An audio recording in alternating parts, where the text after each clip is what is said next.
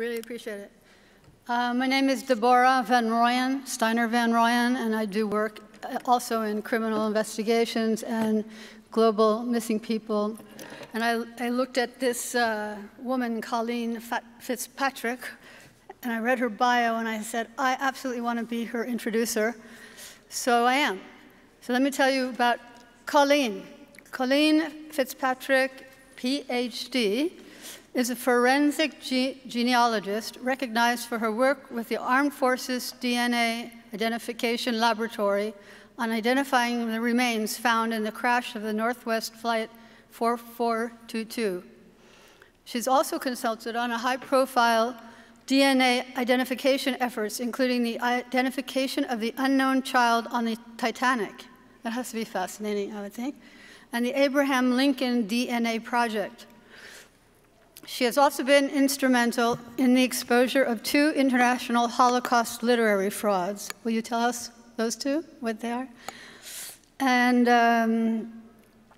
she is also an author of 3 best-selling books in genealogy. One is called Forensic Genealogy. The second is DNA and Geology. And the last is The Dead Horse Investigation.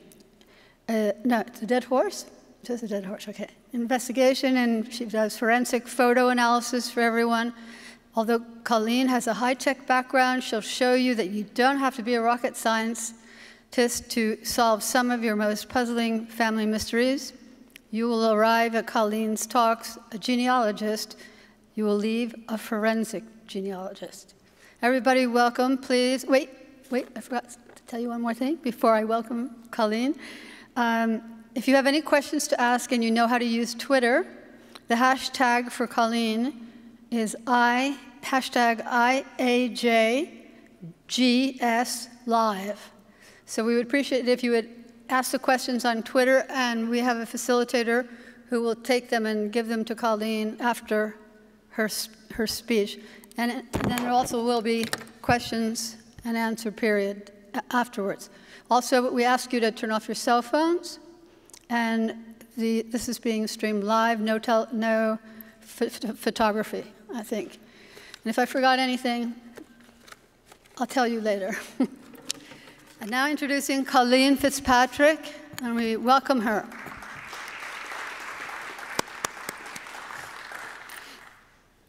You're shorter than I am. You're almost the same size here. Thank you very much for coming and having me. I hope you'll enjoy my talk. I am a forensic genealogist. As you just heard, one of the projects that I'm on is the identification of the hidden children that are now not children anymore, but are elderly people, or getting there in their 70s, 80s, or and they're adults, and they have lived their lives not knowing who they were. So hopefully DNA will help us solve that problem. We don't have to talk about the Holocaust. We all know about it. What I would like to address a little bit is about the children, not the Holocaust, but what happened to the children. Of 1.5 million Jewish children in Europe at the eve of the Holocaust, only about 100,000 made it. Only 100,000 survived. The survival rate for children was so much lower than other age groups.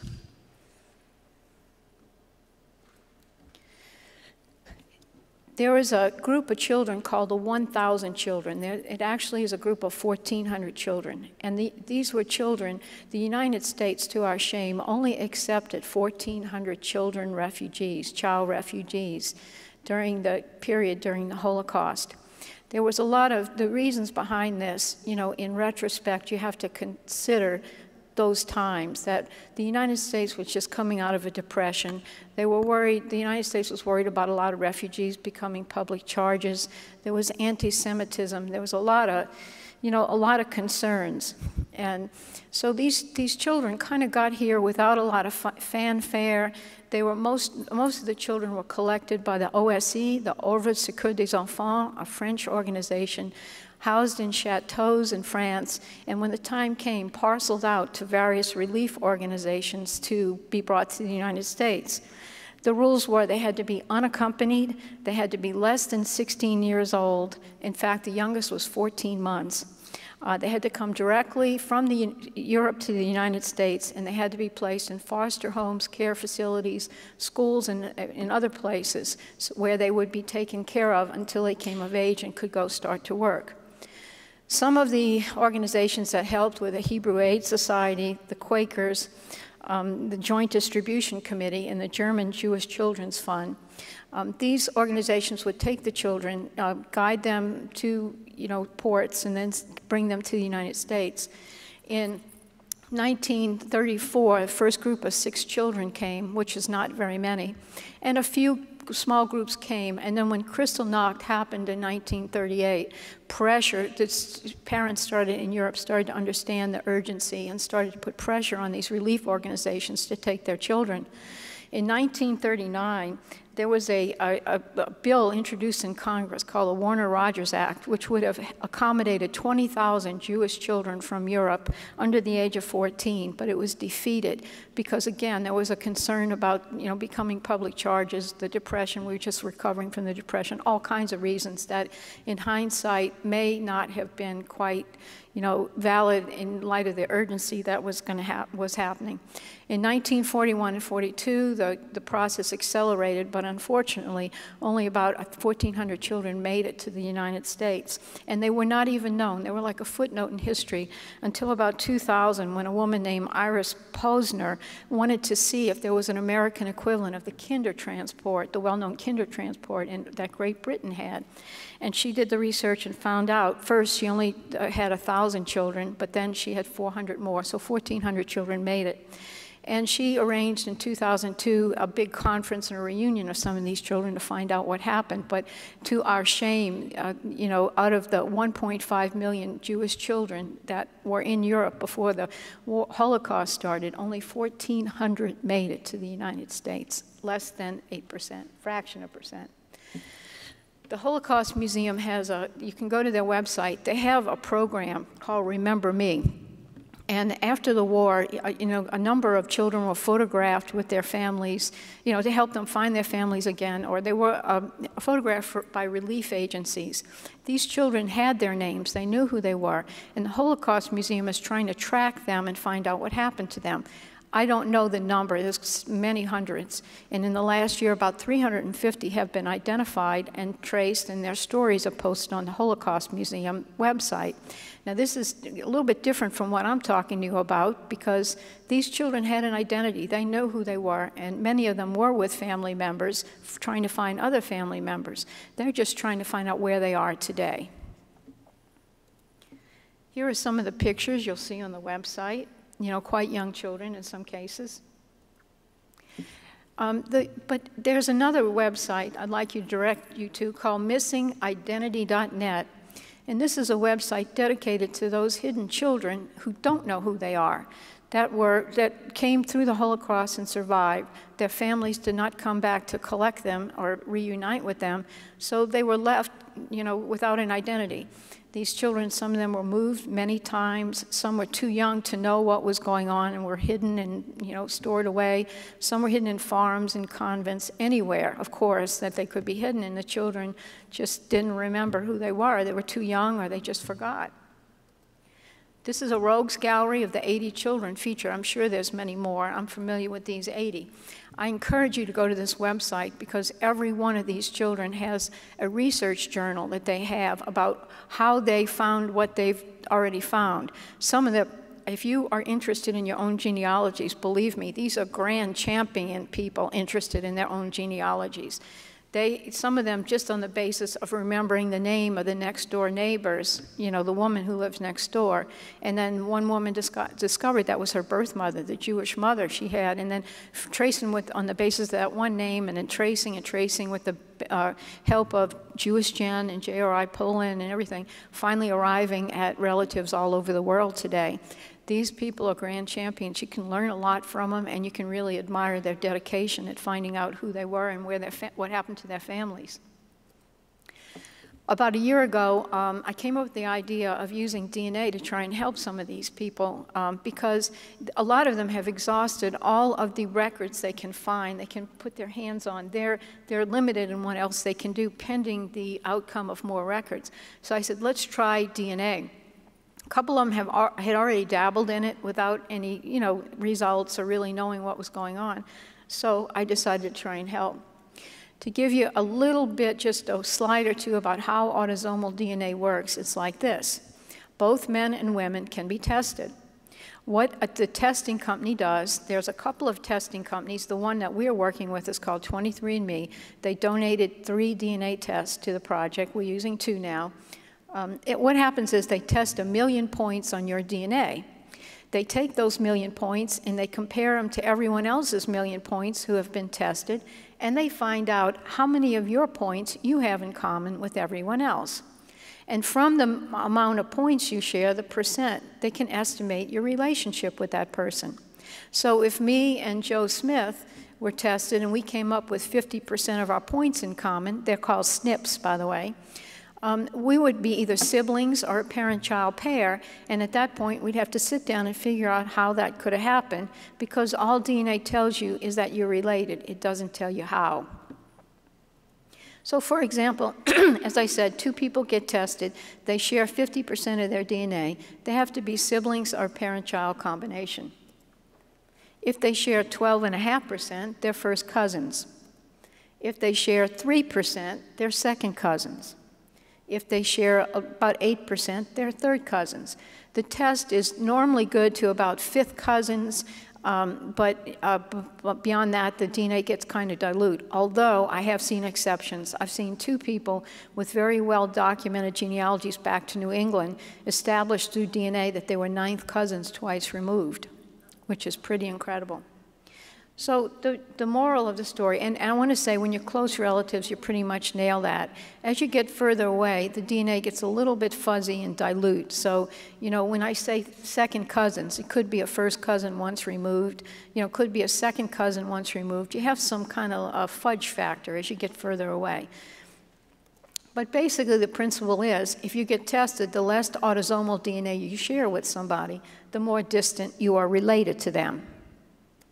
So the way it works is, let's say Fred and Betty got tested and they found they shared 3% of their DNA. Well, they'd be in the range of second cousins. So Fred and Betty sit down with their family trees and they figure out where they have a common ancestor. And in this case, if they really are second cousins, they would share a great-grandmother or great-grandfather. And I think you have 8 of those. So Betty would have 8, Fred would have 8, and they'd figure out which one of those 8 overlap. Now it's a little bit harder than this, because you could be first cousins once removed. You could be third cousins once removed. You could be second one. There's fudge factors there, but that's basically how it works. We have 2 candidates for our program.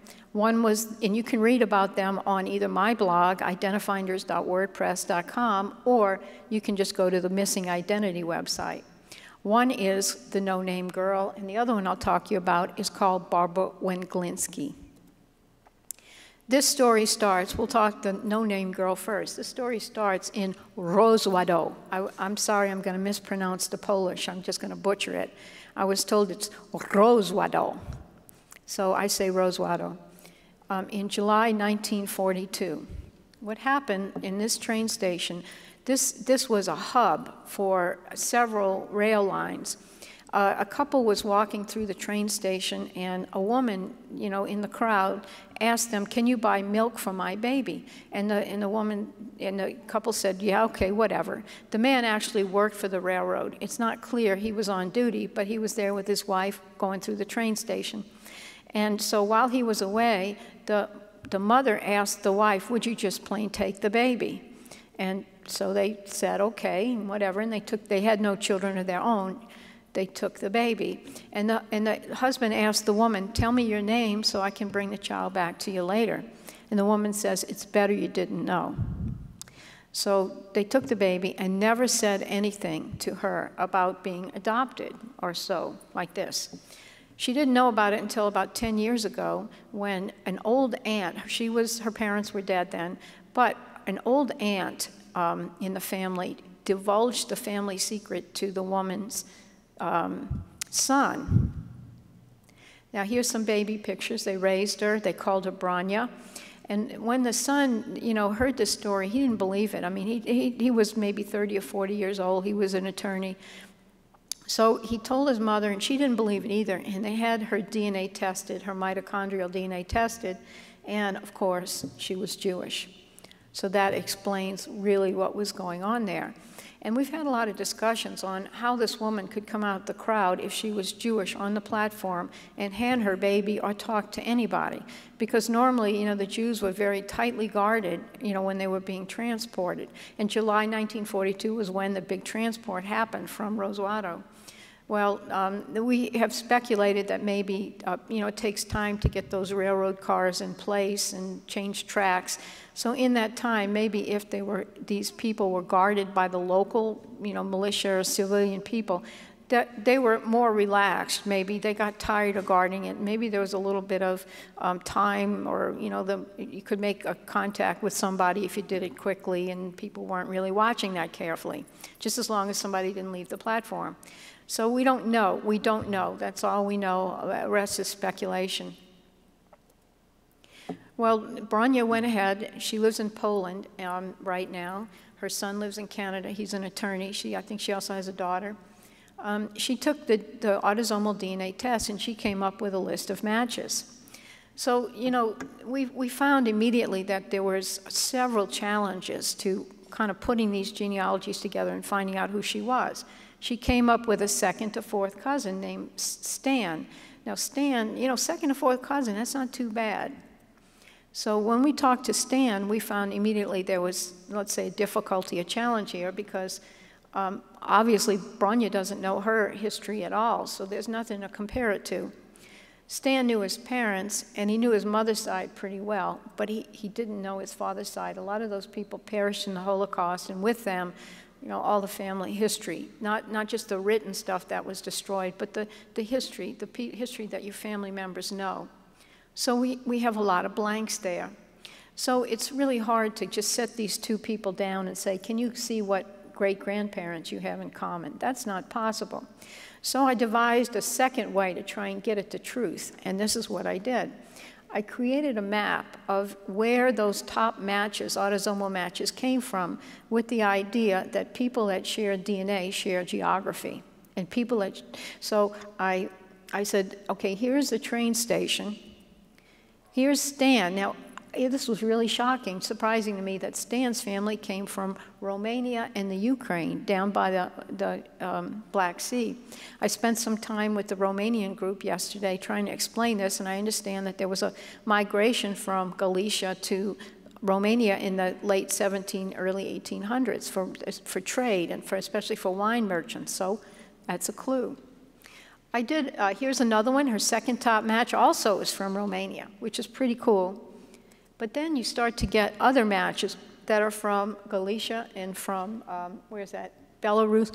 And then when you add another one, suddenly you start to get scattered, because you know the Jews were from all over and kind of moved around a lot, got moved around and moved around for trade reasons. So I said, well, let me just keep going and see where I find clusters of people build up on this map. And this is what I came up with. Now that looks pretty nasty, doesn't it? But if you look, what we're looking for is places that have the most number of matches all coming together geographically. Let's zoom in on this place here. Here it is. This is a bigger picture of it. There's a cluster of people in Warsaw. There's 6 of her matches that have ancestry in Warsaw. Now you have to consider that Warsaw is a big metropolitan city, and it collected people from even before the war, from all over.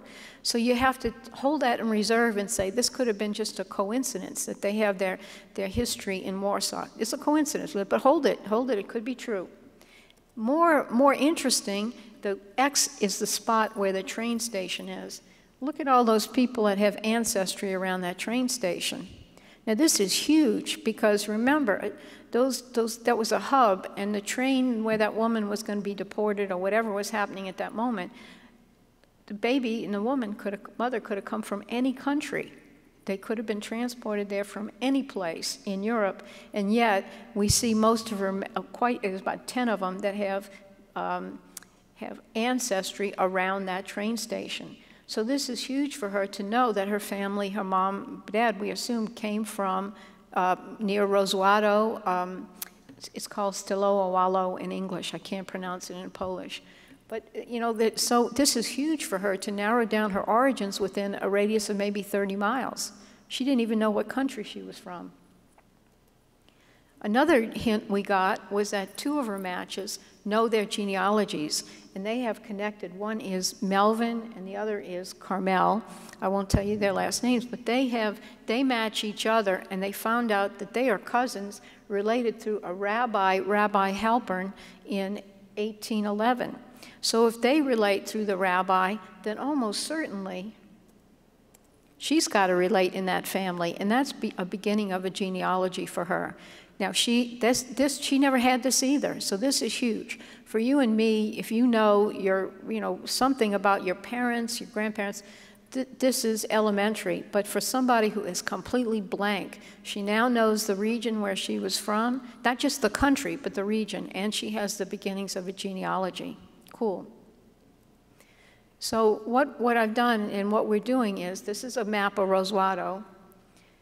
Thanks to researching with JRI Poland, I've been able to compile a list of Jews in Roswado in 1941 and 42, which is good. And I've looked at the Yad Vashem. I've been able to take those families in Roswado and fill them out with, fill them out with the family members and find out if they survived the Holocaust, how old they were. Is it a possibility that it was a woman ready to have a baby about that time, that age? And of course, with the help of DNA, these 3 elements we hope to combine to fill out that family tree and that geography so we can find out what her true identity is and what happened to her family. The other woman that this is a totally amazing story. We call her Basha. Her married name is Basha Gutman. This is what you'll see on the Missing Identity website. She was definitely born in 1942. She was definitely born in the Warsaw Ghetto, no question. I'll tell you why she thinks there's a possibility her name was Barbara Winglinski, but she doesn't know. This is her chronology that she grew up with. Born in Poland, 1942. In 1950, she moved to Israel with her, quote, parents. In 1958, she had an argument when she was 16 years old with her dad, and her dad divulged that she was adopted. Epiphany. She didn't know that. But she didn't say anything. She really loved her parents, the Himmels, and she didn't want to say anything. So after they were gone, in 1996, she read a story about the Otwock orphanage outside of Warsaw, and she started remembering, things, remembering going to church, remembering the cool interior of the church with the wood and the kind of gold inlay and stuff.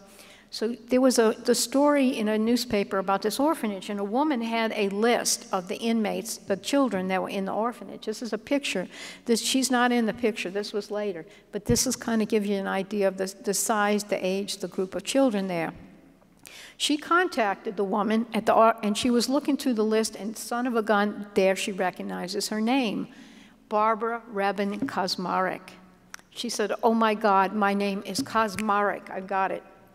She went to the Jewish Historical Institute in Warsaw, and she researched, and she found just a reference to a letter from an F. Kazmarek in Sierakau, Poland in 1948. Just a reference, and miraculously, she went up in the attic of the Historical Institute. She found the actual letter in the bottom of a cardboard box in the attic. And the letter said something real different, gave her a new kind of chronology. This is what I just showed you. This is what the letter said. In 1942, born in Poland. 1944, she was found in a train station near Warsaw in a cart in a train station by a Red Cross worker. She introduced herself in German as Barbara Rebin, and she was brought to the Kazmareks, who already had 5 children of their own, and they took her in. She remained with them as a hidden child throughout the war, and in 1948, the Kaczmaryks wanted to adopt her, but they had to establish that her family had perished. So they went to the Jewish Central Committee to find out about this, and instead, they took her away from the Kaczmaryks because they did not want her raised by a non-Jewish family. That's when the Himmels came in, adopted her in 1948, and in 1950, she moved with them to with her parents to Israel, not really understanding or remembering that she was adopting this whole history. So what would you do? I bet you jump on a plane to Sierra Cow and try and locate the Kaczmaryks, which she did. They still own the same house, and she found her stepbrother, Bogdan Kaczmarek, still living in the house. He told her, he gave her baby pictures of herself. She never had these, with his parents and her foster parents. And he told her that he gave her more of the story, and he said, your name is Barbara Rebin. Kaczmarek is your adopted name. So she went to the Red Cross. She made a mistake, which worked in her favor. She did not go to the International Red Cross. She went to the German Red Cross and went a worldwide search. She went on the media. She went on TV, radio, trying to find the Rebins. What happened to them? In steps her other stepbrother, her prior stepbrother, Wolfgang Rebin, who produced even more baby pictures. This is her in Warsaw. That fountain behind them survived the war. It is still there. Here is pictures of Wolfgang Basha with her foster mother, Wolfgang's mother, Charlotte Rebin, who adopted her and took her in as a hidden child. These pictures were taken 1944. Notice the white baby carriage. This was taken right after the following chronology happened. This is what I just showed you. Born in Poland, Barbara Rebin, train station, Kaczmaryks, Himmels, and so on. There's more to the story now. In 1942, she was born in Poland, but her parents were in the Warsaw Ghetto. They approached two women, Gertrude and Sonia Spira. Gertrude was the mother, Sonia was the daughter. Sonia had a boyfriend that was a German who was somewhat sympathetic to the Jews, and they felt that, the parents felt that this soldier could help them smuggle their child out the Warsaw Ghetto. So Gertrude said she couldn't help. She was already hiding a bunch of Jews, but she called on her best friend, Charlotte Rebin, for help. Charlotte and Gertrude both were non-Jewish women, Christian women, married to Jewish husbands. Charlotte came from Berlin, and the couple was, with their children, were deported to Warsaw. The husband was deported later, and he disappeared. Gertrude had the same story. We don't know where she was from, but she wound up in the Warsaw Ghetto. Her husband was, disappeared. So they were best friends. They had been through it together. Gertrude was hiding Jews. She asked Charlotte if she would take the baby. Charlotte took her. Charlotte was, I understand, was very emotional about losing her husband, but took this baby anyway. When the baby was delivered in a white baby carriage, she had a ticket around her neck saying, Barbara Wendlinski. And the parents told Charlotte Rebin, if we don't come back after the war, please send our child to her relatives in America. In 1944, there was a selection, and Charlotte and her kids and Basha were all separated. Charlotte and her daughter were sent to a work camp. Her son, Wolfgang, was sent to Mauthausen. They all survived. And that's how Basha, or also known as Pina today, wound up in the cart outside of the train station. She had been abandoned, and that's how she got to the Kaczmaryks. After the war, as a footnote, all the Rebins survived the war. Charlotte Rebin survived. She was shot in Berlin. In 1945, she was killed. Her daughter was injured but survived, so whatever secrets that Charlotte had about the child died in 1945. We even have a picture of these two. Charlotte Rebin is the one on the right. Gertrude Spira is the one on the left. They are best friends. We even know what they look like. Back to DNA. Pina took the test. Her name, she goes by Pina or by Basha. Her top match was Aaron Femish. He lives in the United States. Here is her map, very crowded. If you look at again, the clusters we're looking for, there's one, and it's funny, but Branya and Pina wind up being related to each other. They're distant cousins, believe it or not. There's a cluster down here that's the Ukraine, I think. There's a small cluster in Belarus, and there's lots of people around Warsaw she's related to. But remember, that's a big city, and that, you know, you'd expect a lot of people there anyway. Now, this might be her 4 grandparents. We don't know. We're still working on it. If you look closer, here's what Warsaw looks like. You know, all the people. Every little different marker is a different family. I had to do silly things like use golf clubs and, you know, coffee cups and forks and knives because I was running out of markers on Google Maps. The DNA was, how did I collect the DNA? It was already collected by people who got their stuff tested, themselves tested, looking for their relatives. It's a big genealogy thing. So anyway, if you look at this cluster down in Galicia, you find that there are 5 people there, and they're all very close, like it's called Wansut, I would say in English, Wansut. They're all from that area, and one of the services that 23andMe gives you is they give you a list of the names that are very common in all of these people that you match, and you look at Friedman being the top one. It turns out that 3 of these people had Friedman in their family from Lancet. So we have hope. I know that's a common name, but we can't rule it out that she would be related to the Friedman family from that area. Again, we've used J.R.I. Poland, we've used the Yad Vashem, we use DNA, and we hope one day to unite her with her family. One of the big mysteries, you know, let's not get carried away with just DNA, is what happened to Gertrude Spiro. I want to, you know, just throw this out. I've looked for her. We've searched endlessly for her. I found a Gertrude Spiro in Hamburg in 1970s.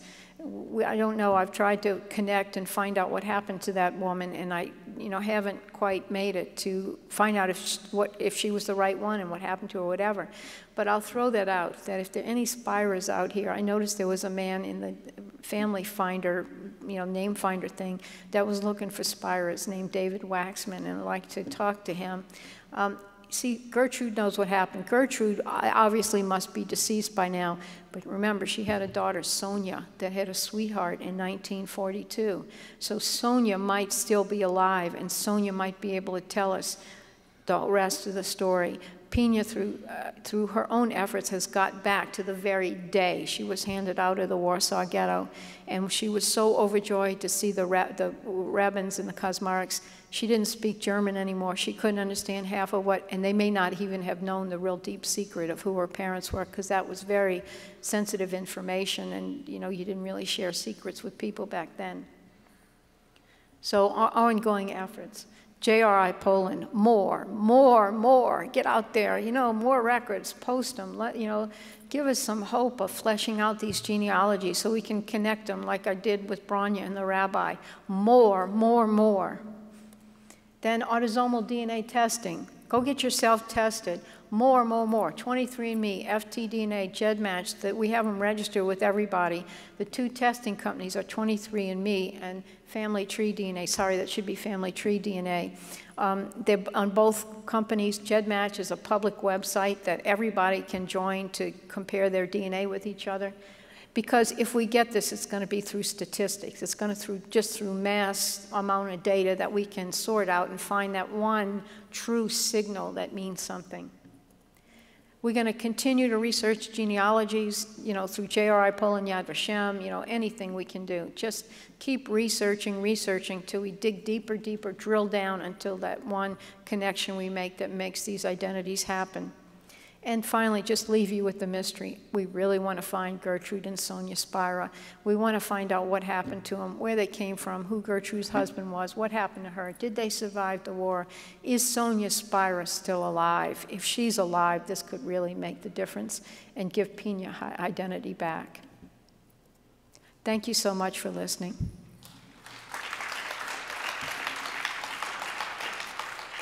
I'll be glad to answer questions in live or over Twitter. If you're going to ask a question in the audience here, please go to the microphone in the center of the room and ask the question so everybody can hear it, including our live audience.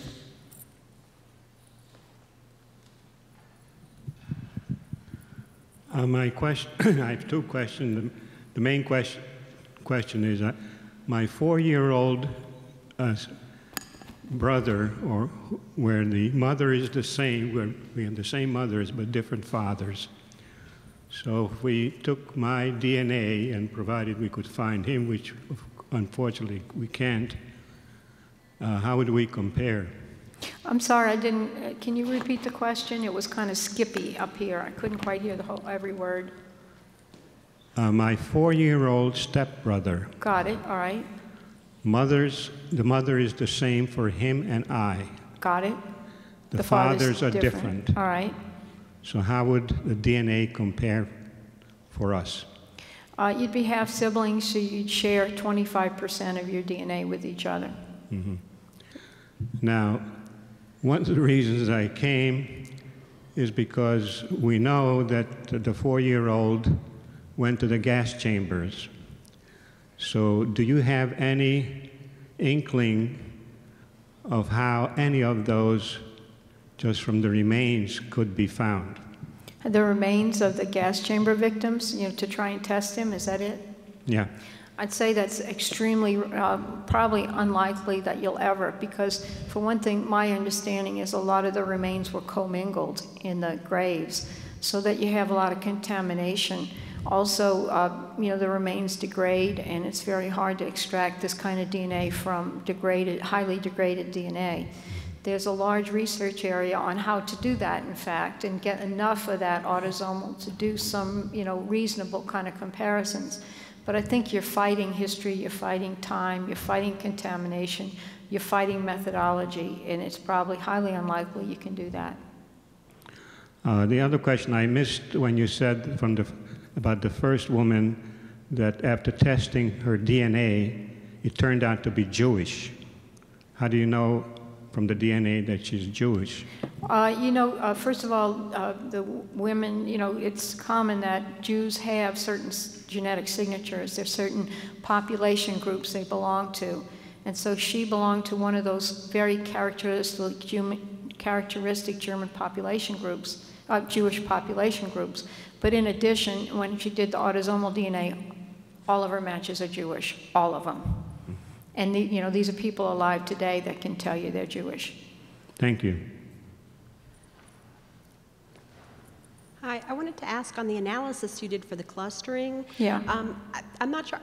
Did you consider the predicted relationship? In other words, did you give more weight to someone who was a predicted second cousin versus a fourth cousin? Or was it just purely the number of matches?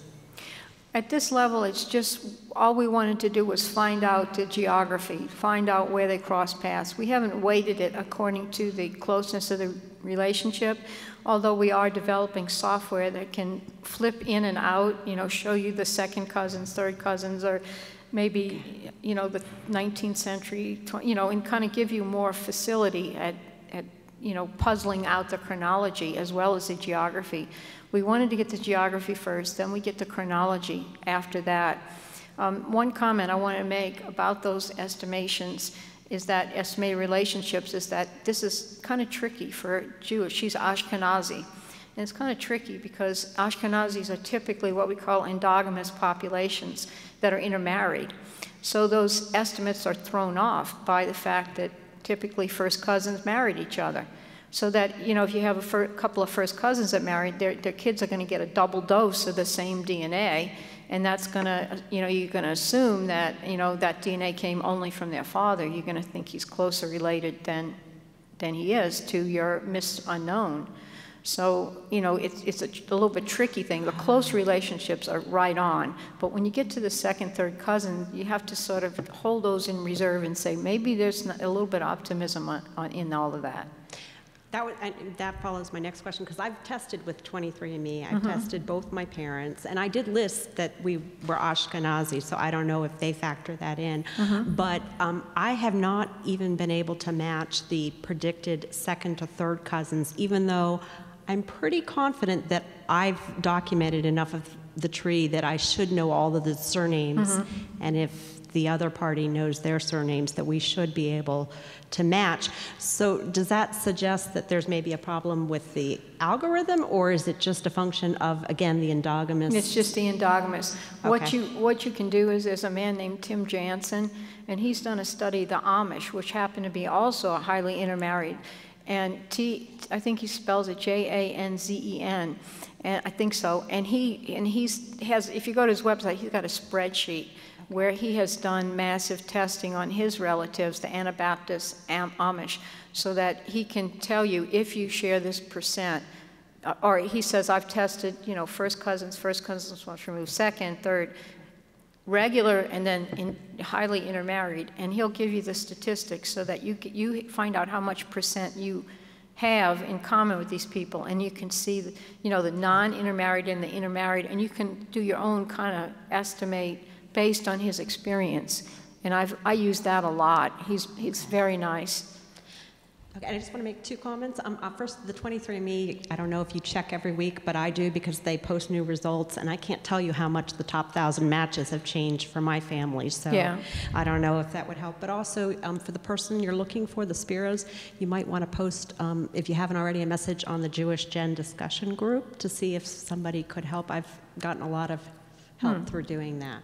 Okay, it's Jewish Gen. What is it? It's the general subscription, the discussion group. Okay. And they're also geographically specific discussion groups once you narrow to that point. But I think it's worth advertising. All right, that'd be great. Thank you very much for that. I may have done that. I don't remember. I'll be glad to. I'm gonna be around if you don't have a question right now, or you don't want to actually get up and. Oh, anybody else? Say it. Just catch me in the hall or something. I'll be glad to talk to you about your own test or about this program. I'd love to get help. I really need help from somebody who knows and can spend time with the genealogies that I don't have. Yeah, another question here. Yes. I don't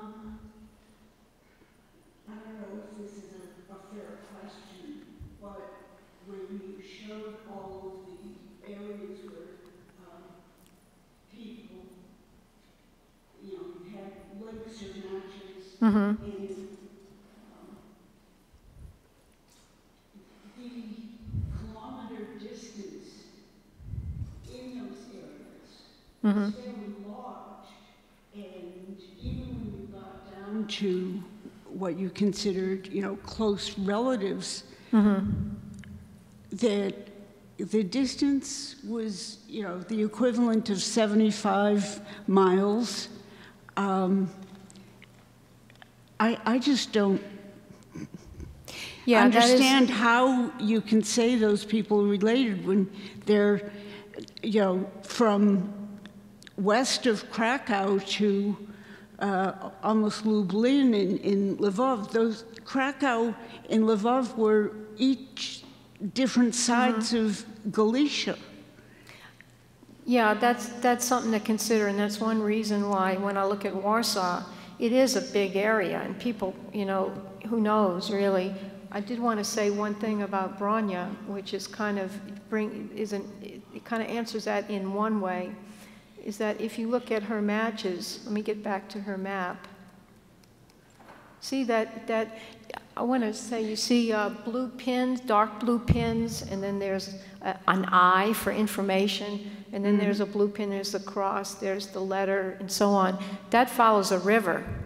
And so, it's not just the distance, it's also the geographic features, because you can imagine people traveled along the river. And there's also a superhighway now, up in there, it's Highway 77. So you take the tightness or the lack of tightness, but you combine that with, is it possible that the people traveled and the river's right there? And I would say that in spite of it being kind of a stretched area, it's along a river. So it makes sense that the family would be up and down the river. It's a problem. We're working on it, and I understand. This is where we're at now, and hopefully when more people get tested, we'll have those tighter knots, and we can focus down on some place within that region. Okay. It's a concern. I have a second, comment, and pardon me, I didn't remember the names. If it's the no, it's the Basha one. Yeah. that you said at one point she introduced herself to someone in German. Yes, in German. When she was 2 years old. Yeah. She knew her name in German. Right. Do you know many 2-year-olds who form sentences saying who they are and where they're from and things like that? I just... Well, it happened, and that is she could have been 2.5, or she could have been 2. I don't know that precise, but I I don't know children that well, I don't have any, but at least she wouldn't say, hey, my name is Barbara Rabin, and give the formal, but knowing her name. Why wasn't she speaking Polish? She was living with She had been with Charlotte Rabin was German. She was from Berlin, and she spoke German. Oh. So, I think it would not be outside of logic that Charlotte would teach her new name and would say, your name is Barbara Rabin, Barbara Rabin, instead of anything, erasing what happened. I'd like to find the Winglinskys. We looked all over the world for Winglinskys with the NG and without the NG. There's a Barbara Winglinsky on Facebook, and considering the Ashkenazi tradition of naming, that could have been her grandmother's name, her maternal, I think her paternal grandmother name, and then when you see this lady on Facebook, maybe her grandmother was Barbara Winglinsky. You don't know, but I never heard back from her. Could have been just a coincidence. Okay, I have a question. If you're encouraging all of us to get DNA testing, could you share with us what other information we might learn about ourselves from this testing? Well, first of all, yes, I can. You could get genealogical information. You could pick up cousins that you didn't know about. I haven't had much luck, but I just found a DNA cousin from my great-grandmother's sister moved to San Francisco. I didn't know that, but I was able to connect that branch of my family that had disappeared.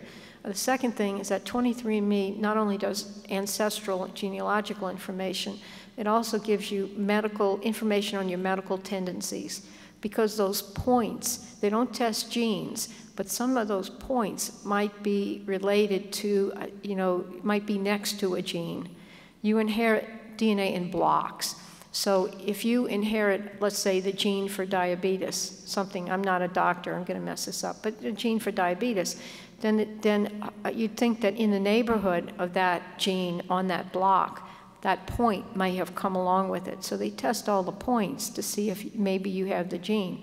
So you can get some information on your medical tendencies, on whether you're a carrier for particular diseases, your probability, I know, of having brown eyes or, being so tall or, physical characteristics. You can get a lot of extra information. And this has also been valuable to both of these women because they had no medical history.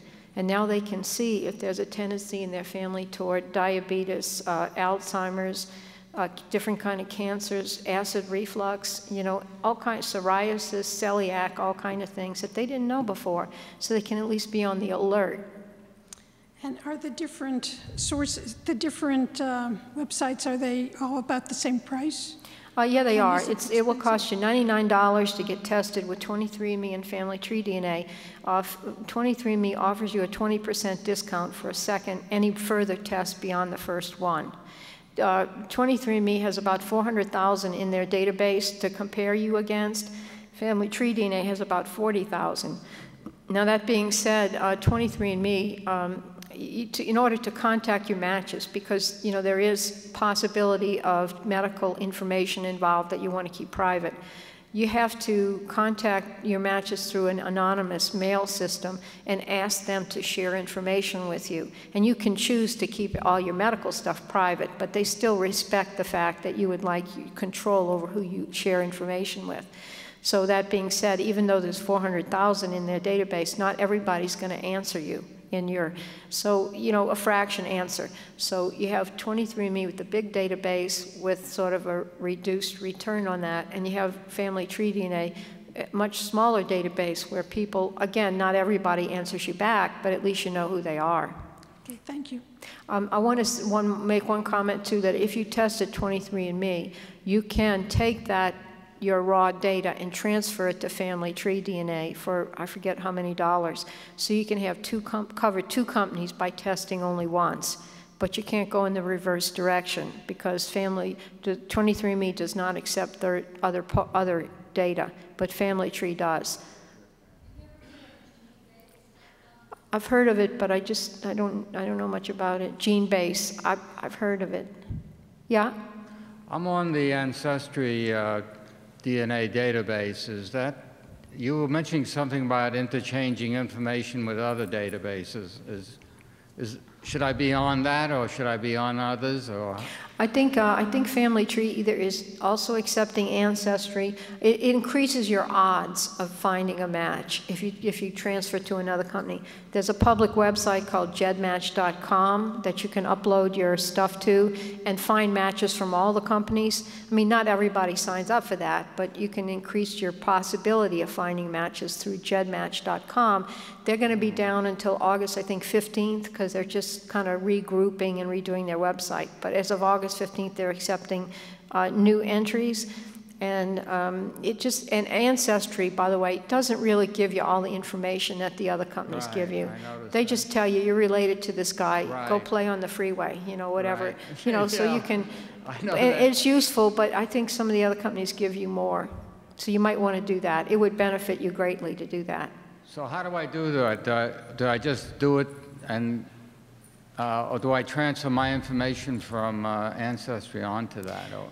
Under your account information, there should be a place to download raw data.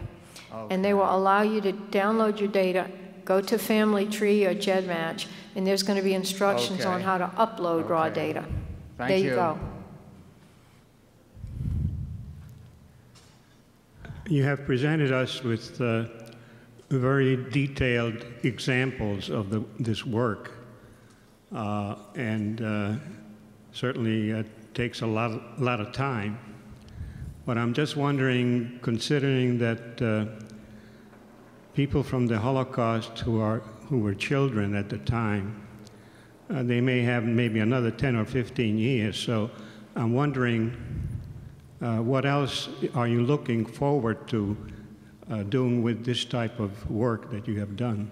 What other kind of work? Well, I use a lot of this for helping adoptees find their birth parents, and that's been really successful. I think that being allowed, I would also use it for the military, you know, for unidentified soldiers. I think it could be used for law enforcement. Not using these particular databases because they're reserved for genealogists, you know, that has its purpose. But maybe by constructing other databases or, you know, finding other sources of testing, you know. But the actual methodology is very applicable to anybody that doesn't know, a person that doesn't have an identity. Thank you.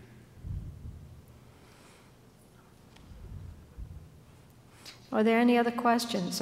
As I said, I'll be around for, you know, the whole, probably through tomorrow. If you have any further things you want to talk about, or you want to ask me about your own stuff, that's fine. But I really do appreciate the opportunity to speak to you today.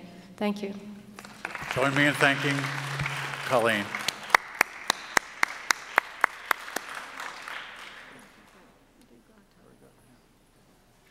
Class dismissed.